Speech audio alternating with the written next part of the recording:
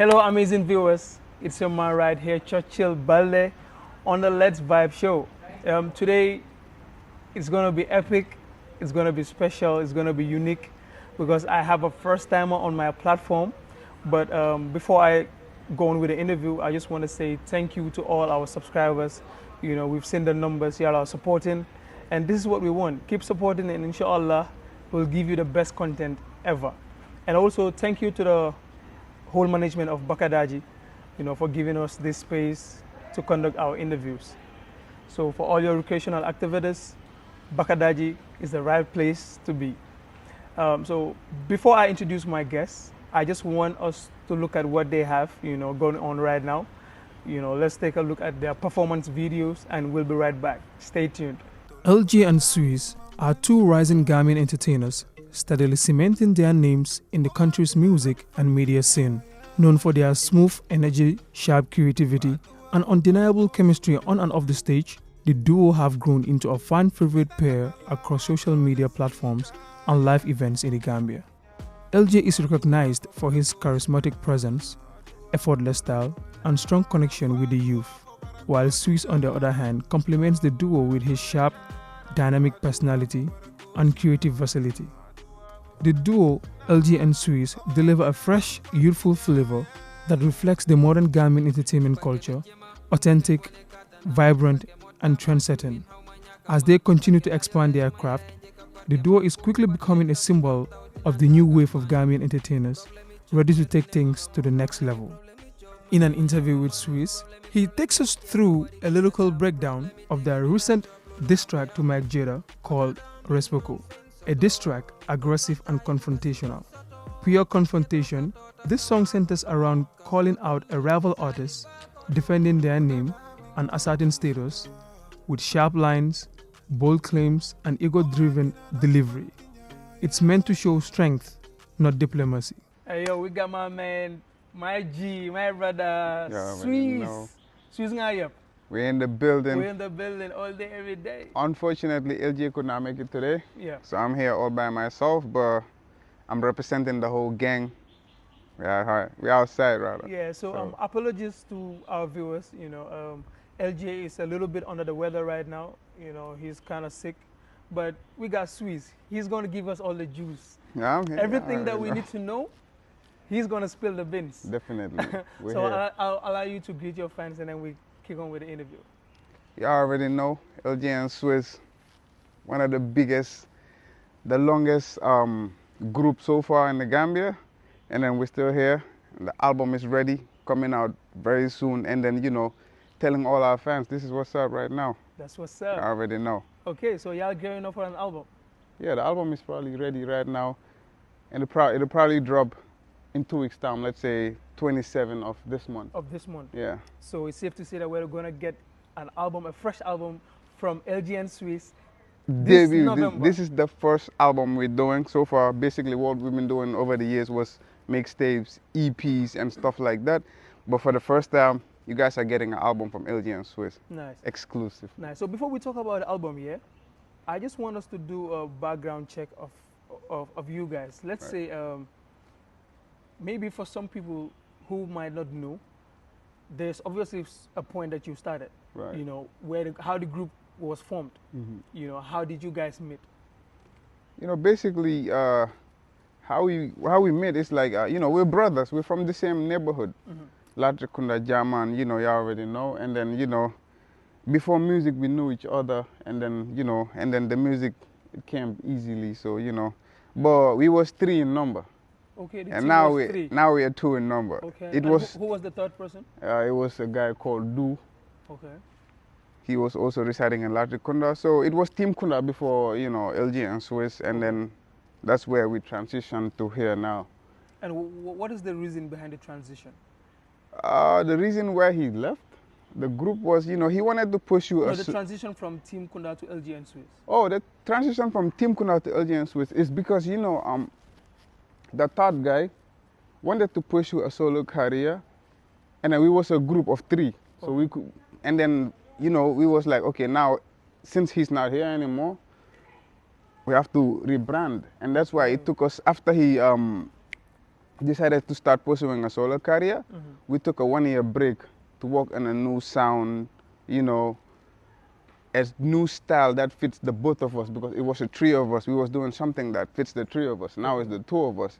And then I have to transition from being a rapper to a leading vocalist. Okay. So, you know, and then that's when we decided. I remember we had a conversation with X Miles and Waka and Uncle, what's his call again? X Miles and Wagan, Uncle Wagan. Yeah. And then they were like, yo, that, you know, the name Team Kunda is not too marketable.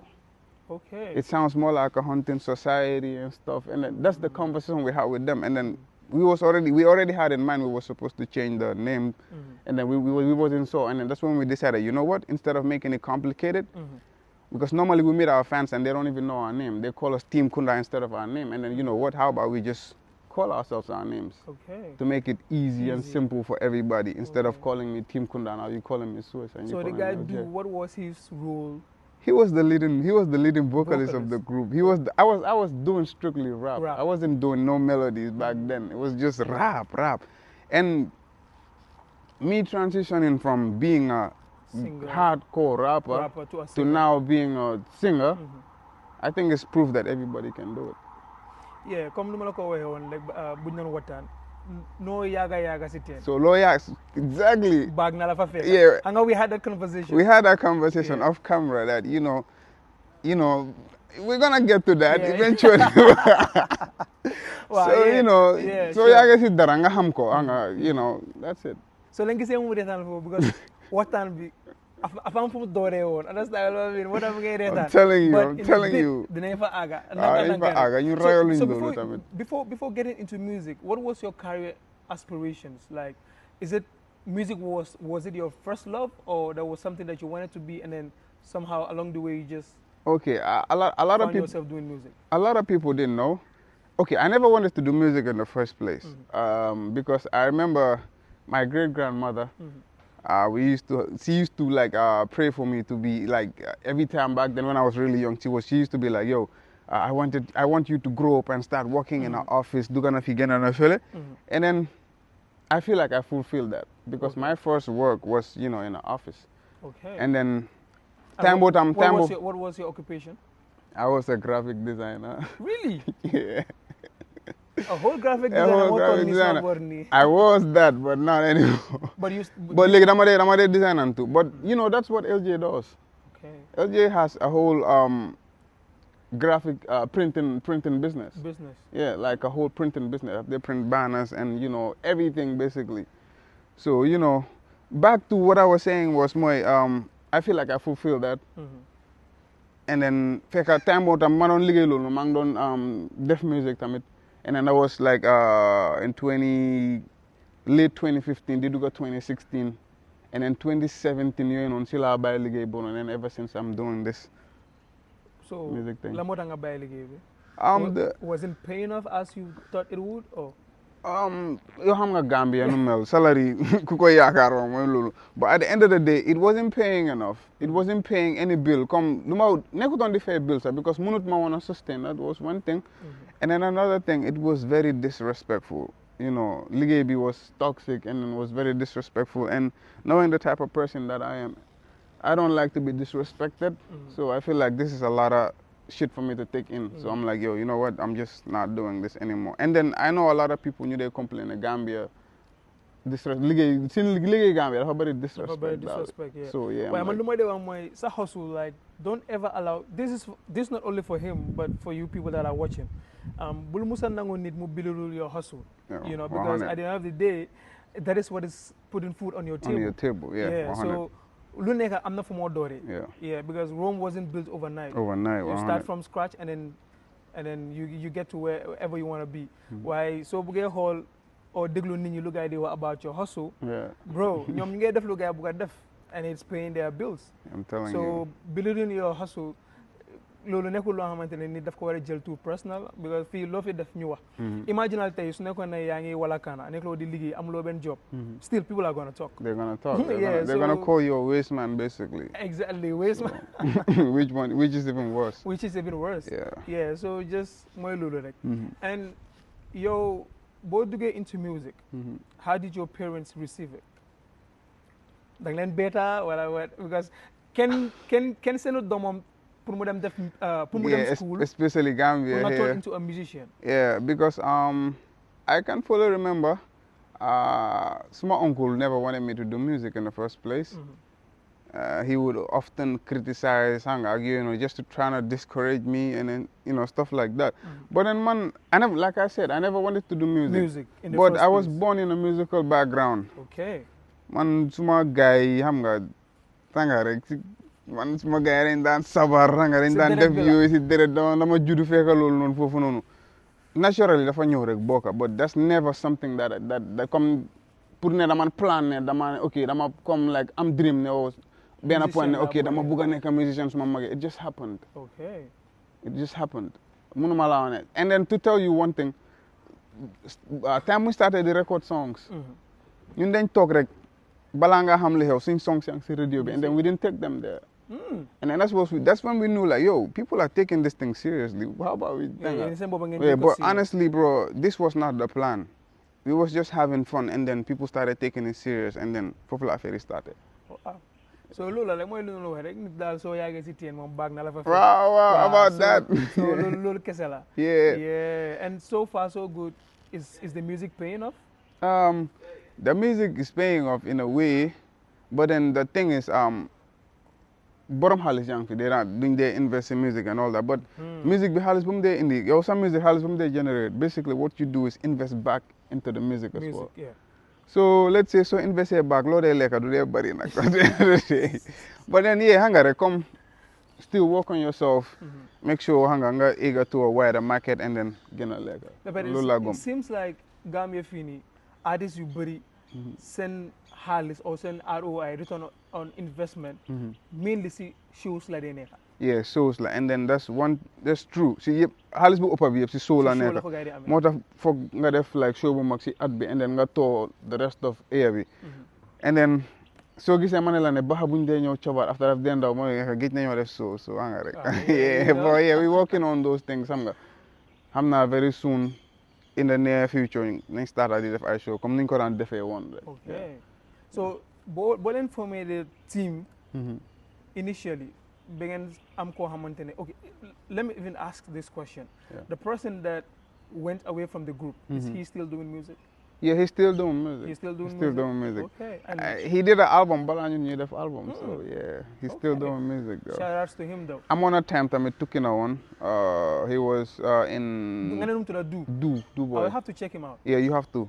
I'm on a time tukki na woon, and then now I think he's back again. He's still doing his thing. I heard. So do you have any plans of working with him? Normally, like the way I see music, it's a little bit different. Okay.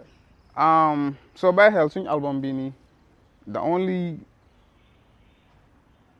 like am nañ for big names, but then to that ST is the only one ko xamante ne nga feel ne okay xamante ne nga feel we don't have Jizzle on the album, on all those names, so xamante ne usually dañ dee liggéey ak guy, because the way we see music is like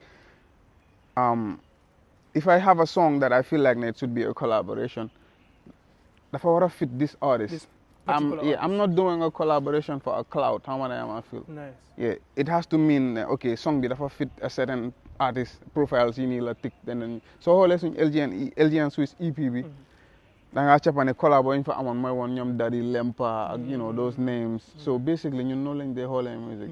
duma bëgg a def collaboration just to do a collaboration. Dama bëgg a def collaboration to ma fekk artist bi si strength am at the end of the day. Yeah, then still they am that potential to become a banger. Yeah, you are right about that. Even if benn nit suma déglu, even benn nit suma déglu xamuloo benn nit boobu noonu kan la.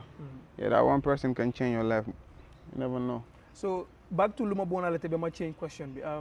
Yéen a ngi am koo xamante ne toog na rek mu génne si groupe bi, wanting to pursue a solo career. Yeah. Léegi mu des si LJ and Swizz only si team bi. Yeah. Have you ever been tempted to separate as a group? Because challenges yi du ñaka dañoo ñëw. Yeah, and the challenges every day la.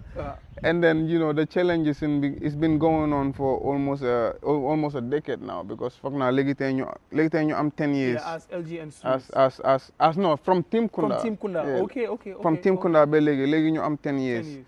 So yeah, challenges every day la. So still loolu taxut ñu am the idea of how about ñu tas group bi. Okay. Musu leen feel tempted to separate. Nah, musu ñu feel tempted to separate. Nah. One thing though, maybe okay, how about, because sometimes du ñaka mo am ñoo xamantene they want to work with you as come maybe interview Kenny separately or something. Yeah, maybe lolo in the future, maybe lolo in the future could be something to look into, but then right now that's not even how we're working. It's everything we're doing. It's like it's a package. It's a package. Yeah. And that leads me to another question. In as much as you're working as a group, understand what I mean? Ndax da ngeen di talk tam am plans of comme ku nekk mu release a solo project but still the group maintains.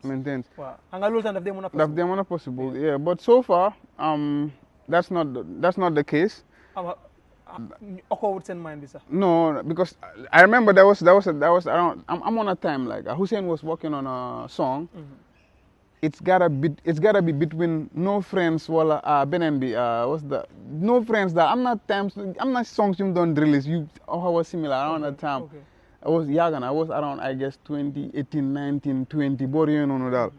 So he wanted me to be on a song instead of like the whole group. And then I didn't end up being on the song because the group wasn't operating that way. But then fast forward now. Decide on going Lolo, but I think it will be one of the things that we should start looking into because when we were starting, this agreement was okay.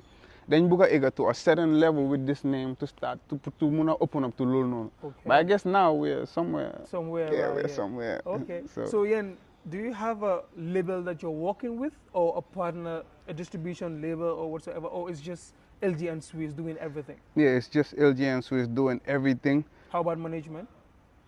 Okay.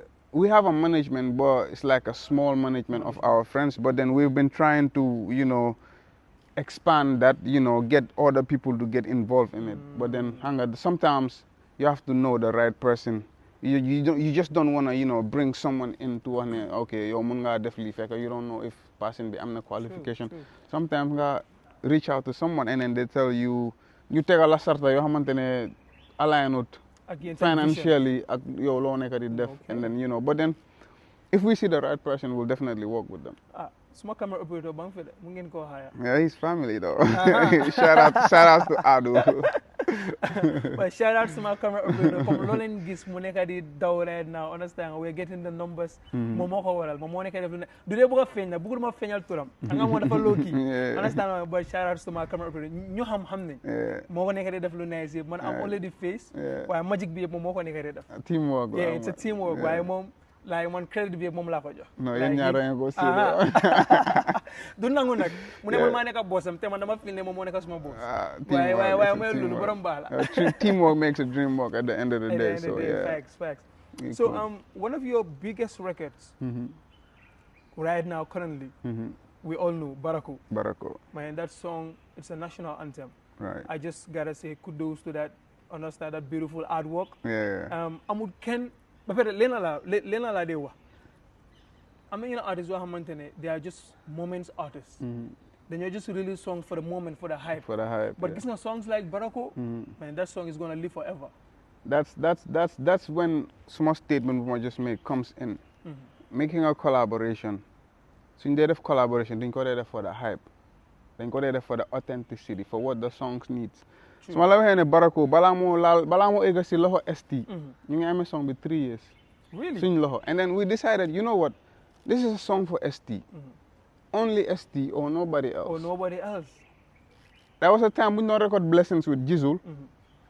You know, we had a song with Jizzle, Blessings. Yeah. So around that time, you ngi demo Barako already. And Jizzle heard that song. He was like, yo, this is the song that you guys should put me on. No, and I go, nah, this is the song we want you on. Because that's the song. Wanted to jump on the Barako. No, he heard the song and then he was like, these are the type of songs that you should put me on. No, Balamo Gena. We had the demos. How did Jizzle get to hear the demo before Jizzle is family. Oh, There was a okay. time we used to be around each other a lot, especially studio, again, and basically, dama dee déglu sometimes unreleased songs sometime, but moom tam time noonu dama mën a waaw xam déglu nga yéen unreleased yéen songs. artistes da ngeen am the Yeah, so relation. we have ma that play la suma relationship. stuff bala ma ko release. Shout out to Jizzle, though, Yeah. his family too, doing his thing, so xam nga rek, yeah. But yeah, basically, Barako, just to, luma point mo buga make, Barako, yaga na. So it's been 3 years, bala STD Kodega. Really? Yeah, and then we knew that's his song. So what was the reason behind ngeen téye ko that long? Is it at that time mun leen ko woon a am or you were just waiting for the right moment? Léegi loolu laa bëgg mu clear. Yeah, Is it time boobu noonu? Because munuñ ko wanna am on the sense ne ST is a busy guy, bro. You have to respect that.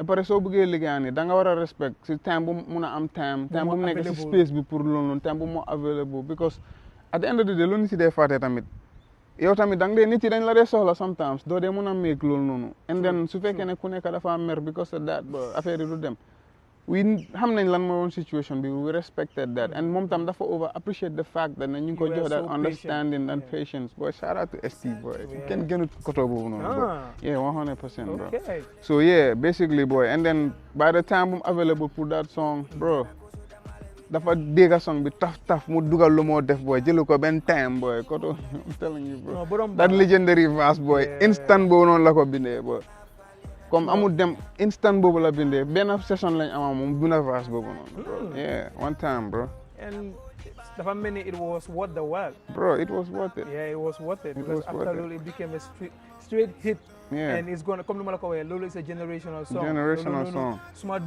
ñun dañ ko déglu that's the type of artist seen doom yi ñëw that's the type of artist I am like man dama dee def music to impact people's lives to impact generations to come boy time dina ñëw xale yi dañoo use suñ songs yi di leen sample because songs yi dañ impact guy in a way dafa laal seen life in a way so su fekkee ne moment artist nga bëgg a nekk tam be that I'm not against that yeah. I'm not against that to be clear but if then it's working for you fine but this is what I feel ne this is my purpose lila not anything else so ngeen am ST on board but did it include any finances because ST is a big name understand what I mean and xam nga nit ki soo ko jël pour mu liggéeyal la there must be finances involved so were you charged no ST boy you did it free of everything lum sol yëpp moo ko jënal boppam everything bro shout out to ST one more time bro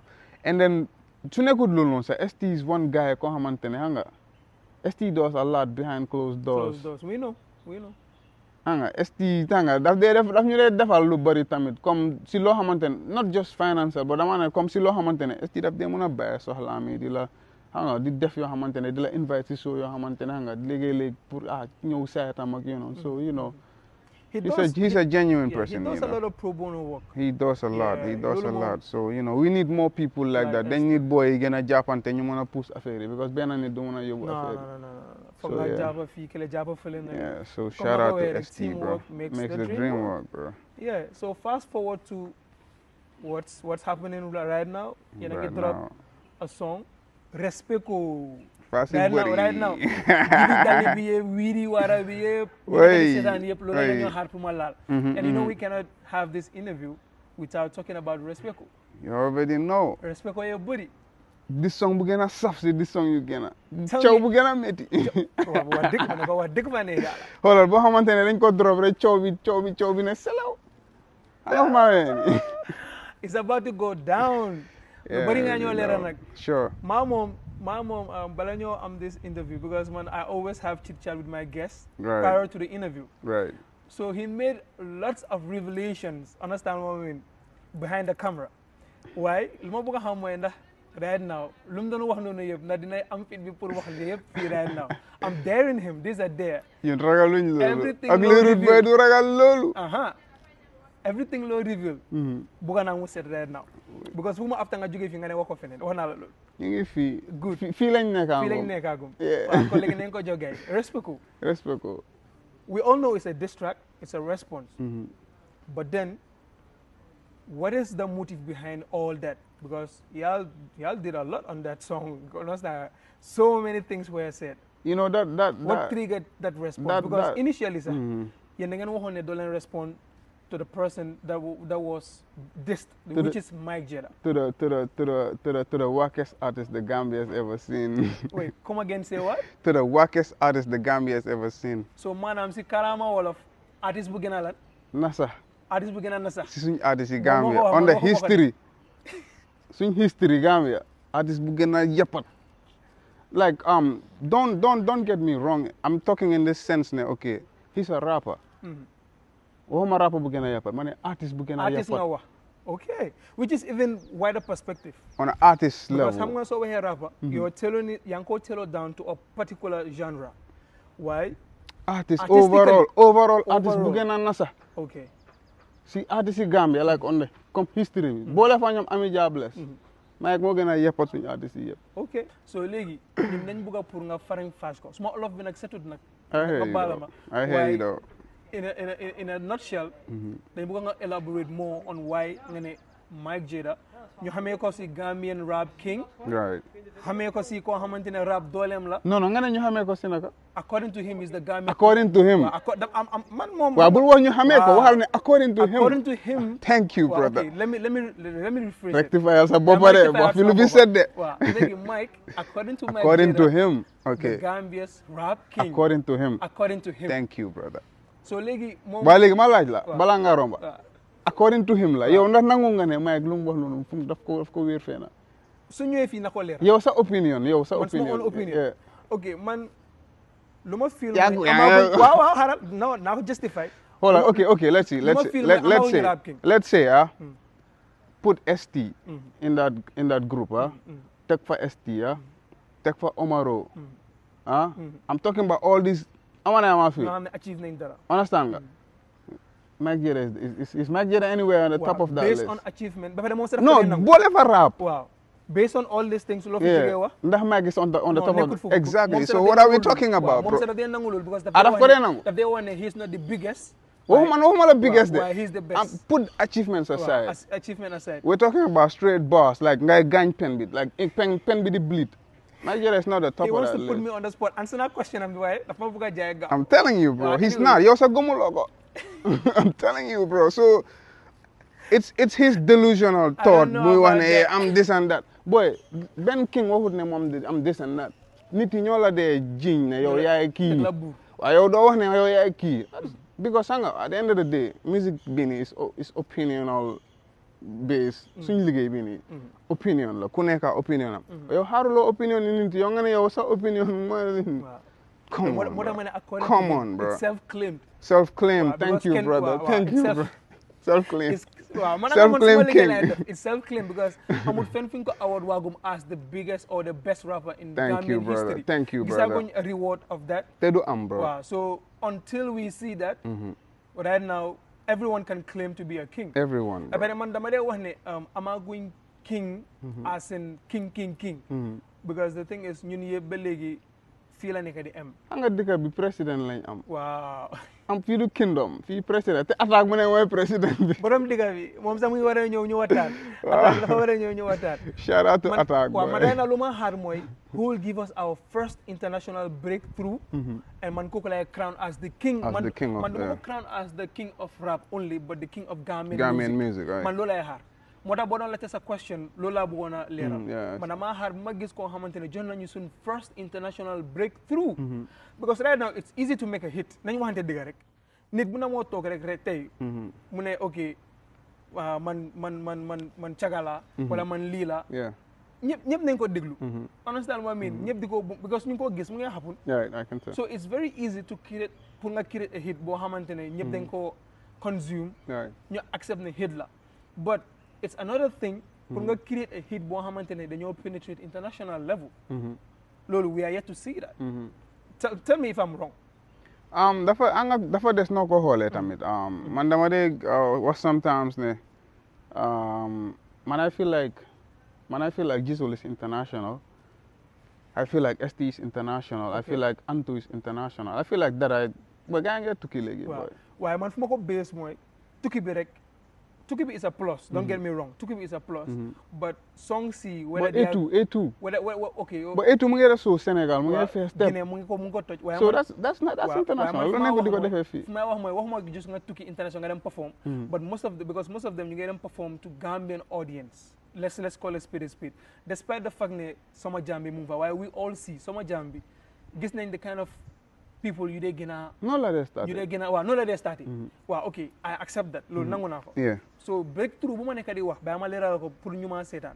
breakthrough bu ma nekk di wax mooy a global hit record. breakthrough as in a global hit record nga jox ñu song boo xamante ne is recognized globally boo xamante ne foo mun di dem. si aaduna bi. soo demee ba China sax da nga ko faa mun a perform. xam nga dafa am leen lu ñu sonal Gambia. I think it has to do with the population. Wow, loolu tamit it counts. Population bi dafa ndaw. And internet bi dafa seer. Facts. So dañ dee mën a pool numbers yi nii. So da nga bàyyi xel ne booy dëkk bu mel ni Sénégal ñaata million nit la am. So obviously dafa over easy pour nga génnee song mu am 1 million straight.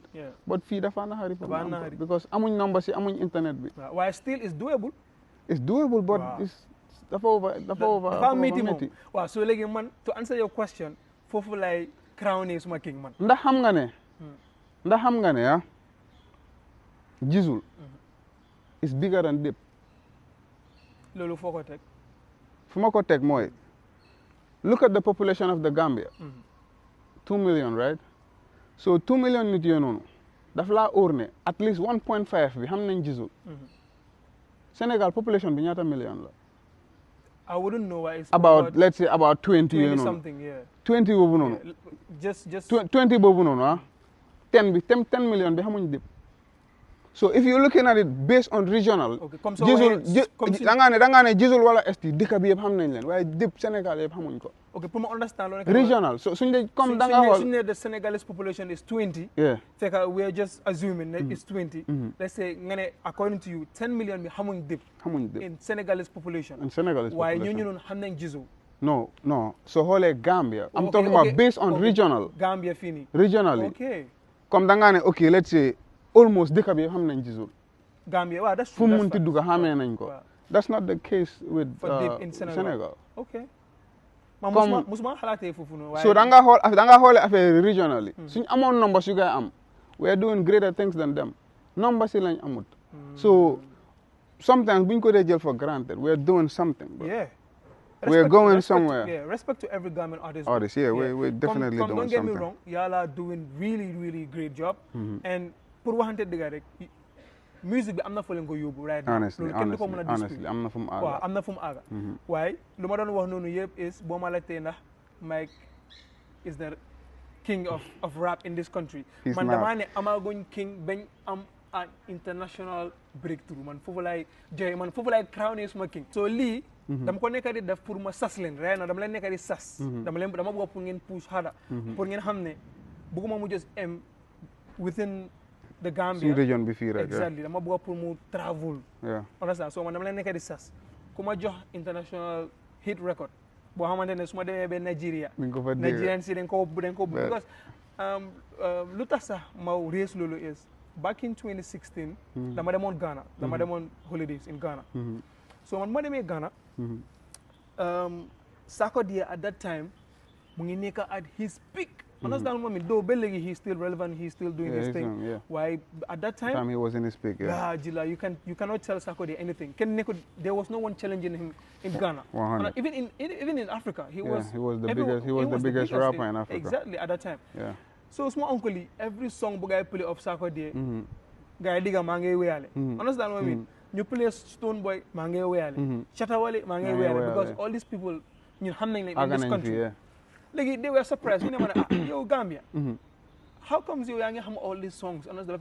They sing word for word. Man, you Gambians we know these artists. Understand what I mean? Then they were triggered to ask me. You know, okay, yen sendika. Yen kan yen fa am because apart from Yaya Jammeh as an Yaya Jammeh ak bepere Youssou Ndour from Senegal. They know. But yen Gambia kan yen am. They must start lim. ma njëkk a tudda Jaliba because dama bëggoon a make sure ne I hit koo xamante ne by force. Yeah, they have to know them. They have to. ma ne leen Jaliba. To my surprise they didn't know. Right. Wow. Not that Jaliba is not big. Jaliba is the people big, but those people that I was with they didn't know who Jaliba is. Right. Ma move ma ne okay how about because at that time G was big. Yeah, G was big. Ma ne leen G bu balagay. Ba may try sa dugg si internet sa popular guys songs yi ñu ne ma no. They didn't know the all these songs. I know. I'm like, yo, I think Gambia, we need to wake up. Yeah. We need to put in more work. Understand what I mean? Oh. So, lolo bokk na si lu gën a tax say malena sas ne there's still work to do because the thing is mbam suy daw ak lu moo daw num gaaw foog nga nekk di ko caw pour mu gën a mun a daw. Waaw. So léegi loolu sas la. Waaw. You get it. ñu ngi fi woon ñu ngi fi ba tey ñu ngi push ba tey so you know we just need more corporate guys tamit pour gars ñëw bokk si affaire yi because another thing is music dafa seer torop. Dafa seer. And then soo xoolee ñoom saako de ak ñoo nekk di wax ni yëpp xaalis bu nekk si ñoom seen marketing.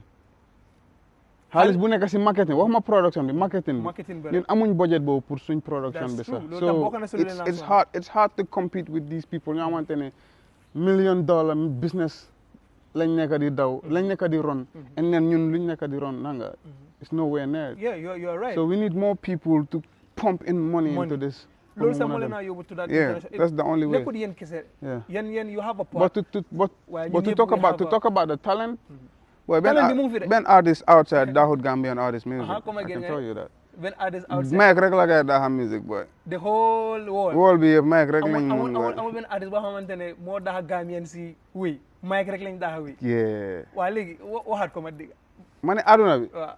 Gambia comme nekkut ne comme talent moo tax demuñ musique bi comme agut at a certain level comme noo ko nekk di waxee la comme nga ne like a global hit because ñu nekk di make these global hits nekkut ne dañ ñu daaxa musique daaxuñ ñu musique ñoom Davido yooyu wax nii yëpp understand nga boy ñoom Wizkid yooyu ñoo bona yooyu wax nii boy ñu am nañ fi ñoom Uche am nañ fi ñoom Jizzle understand nga am nañ ñoom ST nekkut ne dañ ñu daaxa wéy de marché yaa nekkut benn ak investment baa nekkut benn. loolu nangu naa loolu. yeah gars yi Myk rek lañ daa wéy. waaye yéen daal leen moom gis naa ne Myk dañ ko bëgg a téye nii si pour nii rek bañ koo bàyyi. fa nga foog ne foofu lañ ko téye. day naaw moom man xanaa yow nga wax ma. ko koota comme mbaam booy. ko koota ni mbaam booy. waxtaan bi neex na ba nga xamante ne suma previous question which is the Respeko. waaye xam nga wax moo de isi wax. and I feel ne luñ jot a wax noonu yëpp. it's relevant. Right. So back to the Respeko thing. We all know lan moo waral that song. It's a diss track. It's a response. Right. Waaye dañ bëgg a yow pour nga elaborate more on nu mu ñëwee. Why did you feel the need to respond at this point in time? Because yéen da ngeen waxoon ne doo leen respond. Right. Waaye ngeen ñëw léegi ñu ngi gis response. Right. So beef bi to be honest, man, I wasn't supposed to be part of it. Because lu ma mun a understand moo nekk Myk ak LJ ñoo dee back and forth on the internet. Kii wax lii kële wax lele basically is daal kii wax lii kii disagree. Understand nga. Which I feel is fine. Disagree. No, comme lu ma understand mooy Myk su génnee mu feel ne moom he's the self-claimed king. LJ mu disagree ne yow it's just self-claim, you're not the king. So anga already it means ne moom ak LJ ñoo nekk di back and forth, not man ak moom. Yeah. And then I started hearing songs and my name on the songs getting dissed. Lan laa def ba war a bokk si yooyu noonu. Ban line nga mun a remember boo xamante ne feel nga ne. Lu ma mun a remember moo nekk dégg naa suma tour and then I've been getting called a goofy clown. Hanga, for what reason? Man, do my talk I also loma or things that you don't even know me, calling me names. Okay. And then hanga, still LJ ak lol non yeb ak man luñ ma ci bolé LJ génn na publicly mu ne okay, we're not responding. And then after lol non we got this on. Mais ñu bari feel ne nga ragal, ba ma wax la ko. Yeah. Ñu bari yow sax boba xam nga lool. Yeah. Ñu bari tod ne the reason why ngeen baña respond is da ngeen ragal. Loolu la gaay fokk. The self claim. Loolu la gaay fokk. Waaw, wat nekkul ne da ngeen ragal. Waaw, yéen nekkul ne da ngeen ragal. So after lol non decided nañu on 3 other songs. Waaye mu hanga lu hanga man lu ma jaxal. Myk xam nañu de dafa dof lu rek xam nañu léegi lu tàngal taatam bi bam ñoo nekk di mention keep doing that repeatedly loolu laa mënutoon a understand because moom xam na because going back 2017, I guess. So first, this song buñ musa def was aimed at him. It was a song for him. Musuta respond loolu noonu because xam na fan lañ dee duggee fan lañ dee ñëwee. For the benefit of those watching, yeah. What is the particular song that you're talking about? Bañ. Dégg naa rang ma bañ. Yeah. Okay, I know that song. With featuring Baye Babu. Baye Babu. Song boobu dañ ko record ba pare actually. Baye Babu wasn't supposed to be on the song. But then ñu tase ak moom Bara SEO because ñu doon def show moom tam mu doon happen to def foofu noonu show at the same time. So around that time si la doon wax ne ok dama bëggoon a liggéey yéen seen generation the attack sanga so si la record ak ñun si lañ ko ne ok am nañ song ba pare you can just drop a verse on it. And then Sila Defa attack Badu Jack. That was around that period of time. Yeah. So Sila, but yeah, normally it was supposed to be just us. But that song is a diss to Myk Jayda. Yeah, but even if he knew, but he was not dissing Myk. Mom, I'm don't throw shot somewhere else. Yeah, we because they gonna song it. Because mom them na studio, mom take song it. Well, for the purpose of clarity. Yeah, mom he wasn't dissing. He wasn't talking to Myk. Yeah, he was dissing the industry because sanga mom tam am na hehe bofa, ñun tam am na suñu hehe bofa. So ku nekk mu don hehe fena. When you Myk in on this moment he was doing which leads me to this question. Yeah. Why did you diss Myk with that Bang song back in 2017? The reason why Myk was dissed on that song was so they get song the name of the song is called Bang. It's simple, Bang. Myk Jayda ana camera bobu Myk Jayda dafa taxaw timal camera nga wax Myk Jayda okay ñun dañ ko fekk ci game bi because Myk has been doing music for 20 years plus. Wala yama hol nga ne camera nga bëgg no dama la nekk di so léegi Myk been doing music for 20 years but then ñun dañ ñëw ñu fekk Myk ci game bi it's been all love it's been all respect xam nga ma fi fu ñu munti gis Myk it's like yo love bro yo nakam na yaay cool it's been that way from our part from what we understand Myk Jayda daf dee dem suñ gannaaw di wane mënut ñoo stand that's number one mënut ñoo feel like good ñu daf ñu hate comme basically so moo tax soo gisee starting the song boobu noonu it was like comme ñii mënuma leen a stand ak wax yu mel noonu lañ commencé song boobu noonu that was the reason why ñu ne ko ok acknowledge nañ la dégg nañ loo wax so we put it on a song am na ma feel but respondut musuta respond loolu fan la moo respondé loolu xam na fu ñu dee tibee kaay du benn waaye nag mu xamoon na ne that was a diss to him xam na ko di because mu ngi send ay voice messages ta gars yi nii sa gars yi ne la he knew depuis time boobu noonu so he felt offended musut ñoo ñemee nag xam nga lu tàngal taatami ba moom so léegi boo leen amutee response si Myk back in 2017 ba right now what was your conclusion la ngeen foogoon ne was the reason lu tax mu bañ a respond ñeme wala yeah or don't you think for him it's like he was trying to go aura for aura comme mu feel ne at that time you were not relevant enough I'm not saying that you are not relevant why to him maybe mu feel ne you were not relevant enough or you were not on his level jarul leen respond foogaloon tam noonu la doon xalaati ok ñun ñu ngi ñëw si game bi late 2015 comme let's say 2015 December si lañ start 2015 December so 2016 understand nga si lañ am One Love which is a big song pour artiste bu ñëw dugga rek start music rek am loolu balaa nga am li xew ñu am Gambianes 2017 we are already bigger than Myk. At that point, huh? At that point, even though you can fake game be 10 years plus, but we are already bigger than him at that point. So nakalam ñu gëna relevant. Ba pare ñu durabal ko bañ tam mu gëna big catalogue am yépp. So ngeen bo dañuy ñëw fekk ko ci game bi raw ko. Wow. Okay.